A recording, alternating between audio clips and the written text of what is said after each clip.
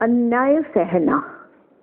द्रौपदी बड़े अरमान से स्वयंवर में अर्जुन के गले में बरमान डाली थी, लेकिन उसे क्या मालूम था ससुराल जाते ही भव्य स्वागत की जगह मनचाहा पति के साथ सुहाग रात बिताने की जगह पति के भाइयों को भी पति मानना पड़ेगा और सुहाग रात में शामिल करना पड़ेगा। जेठ और देवरों को भी काश द्रौपदी इस अन्याय का विरोध करती तो शायद 5 पति उनके पल्ले में नहीं पड़ता और वो सुख चैन से पति अर्जुन के साथ वैवाहिक जीवन बिताती। उनके दिल में क्या बीतती होगी जब एक पति के सामने दूसरे पति के साथ सोना पड़ता था, फिर तीसरे चौथे पांचवे के साथ वो सम्मान उन्हें नहीं मिलता था जो सम्मान एक पति के साथ रहने पर मिलता है। आखिर कुंती ने किस जन्म का बदला दिया द्रौपदी से? कैसे वो 5 पतियों से आंखें मिलाती होगी, उनकी आंखें हरदम झुकी रहती होगी और समाज वो तो ऐसे ही किसी को छोड़ता नहीं कटाक्ष करने के लिए। वो द्रौपदी को छोड़ देंगे? अगर द्रौपदी सिर्फ अर्जुन का पत्नी होती, हर सुख दुख में अर्जुन द्रौपदी का ध्यान रखते, लेकिन अर्जुन के दिमाग में था वो सिर्फ मेरा थोड़े ही जो उसका परवाह करूं। तभी तो जब पासे में युधिष्ठिर हार गए तो द्रौपदी को दांव में लगा दिया, एक बार भी नहीं सोचे। वो कोई वस्तु नहीं बल्कि वो घर की इज्जत है। उस वक्त कुंती कहाँ थी जिसने बिना देखे द्रौपदी को 5 हिस्से में बांट दी थी और आज्ञाकारी लड़के उस अन्याय को स्वीकार कर लिए थे और वीर अर्जुन ने भी नहीं विरोध किया था कि मैं उसे स्वयंवर से जीत कर लाया हूँ, उस पर सिर्फ मेरा हक है।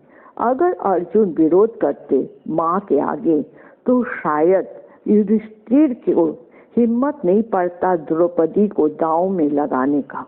और द्रौपदी वो भी तो राजकुमारी थी, किसी साधारण लड़की नहीं, उनका अपना अलग एक व्यक्तित्व था। तब कैसे इस अन्याय को सह दी? रिश्ते में जो उनका जेठ देवर था उनके साथ सोना वो कैसे स्वीकार कर ली? क्यों नहीं कृष्ण भगवान से प्रार्थना की, ये अन्याय है, ऐसा होने से रोकिए मधुसूदन। जब दरबार में सबके सामने जुए में हारने के बाद युधिष्ठिर ने बिना भाइयों के मां से आज्ञा लिए द्रौपदी को दांव में लगा दिए और ये भी नहीं सोचे हार जाएंगे तो द्रौपदी की क्या दुर्दशा होगी। और उस वक्त द्रौपदी की आंखों के सामने अंधेरा छा गया था जब 5 पति होते हुए भी दुशासन उन्हें बाल से पकड़कर घसीटते हुए राज दरबार में लाए थे और उनका वस्त्र उतार रहे थे। तब जैसे द्रौपदी ने कृष्ण से मधुसूदन से सहायता मांगी थी, उस वक्त भी क्यों नहीं मांगी जिस वक्त कुंती द्रौपदी को 5 पति के सुपुर्द कर रही थी। अगर उस वक्त द्रौपदी विरोध करती तो शायद नारी जाति बदनाम नहीं होती, यहाँ तक कि वो भी शान से जीती। कोई उसे देख ये नहीं कहती देखो 5 पति के साथ सोती है।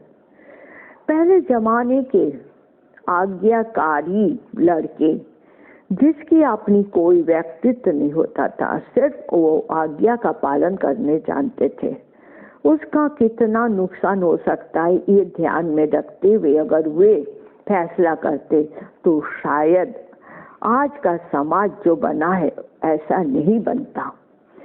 श्री राम ने भी आज्ञा का पालन कर 14 साल वनवास चले गए और एकलव्य भी आज्ञा का पालन कर गुरु को अपना अंगूठा दक्षिणा के रूप में दे दिए।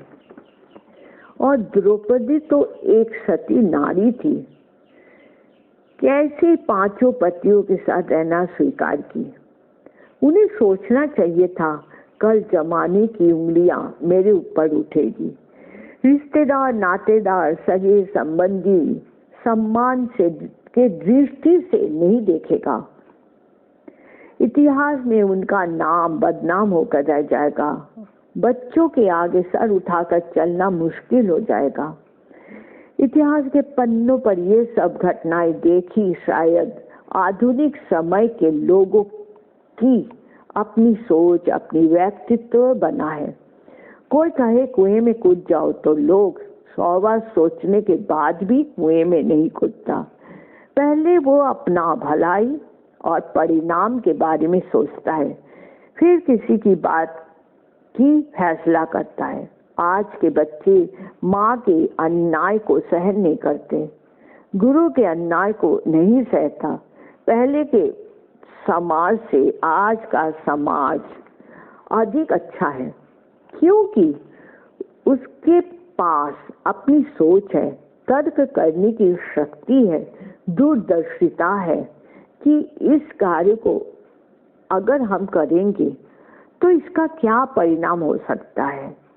पहले जमाने में सिर्फ एक बच्चे से सिर्फ आज्ञा का पालन करवाया जाता था और बात ना मानने पर अभिशाप दिया जाता था। यही था उस समय का समाज। तभी तो माँ सीता को बार बार अग्नि परीक्षा देनी पड़ी, सती होने के बावजूद, और द्रौपदी को 5 पति स्वीकार करना पड़ा सती होने के बावजूद। ऐसे समाज के लोगों को हम क्या कहेंगे बोलो।